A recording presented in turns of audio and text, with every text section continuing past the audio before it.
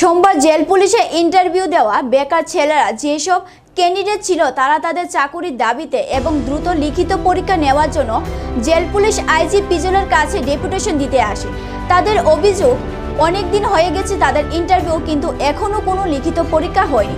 এখন শুধু লিখিত পরীক্ষার অপেক্ষা। এটা নিতে দীর্ঘ সময় নিচ্ছে দপ্তর।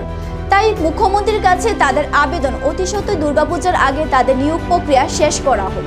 তাদের অনুরোধ, মুখ্যমন্ত্রী মানিক সাহার কাছে 5 কেজি চাল নয়, চাকুরি চাই।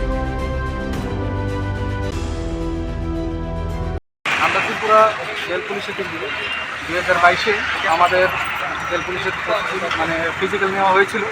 এখনও কখনও কোনো মানে সব কিছু পেন্ডিংয়ে রয়েছে, কোনো এক্সামের কথা বা কোনো কিছু বলা হয়নি। তখন আমরা এসেছি যে আমাদের কবে হবে এক্সামটা, তার জন্য ডেপুটেশন জমা দিতে এসেছি, জানতে এসেছি, দেখাতে।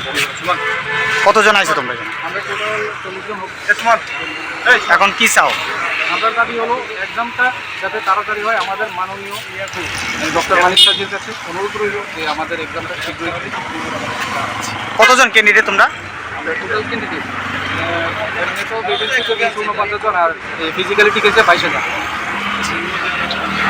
কতদিন আগে নেওয়া হয়েছিল? 2022 ডিসেম্বর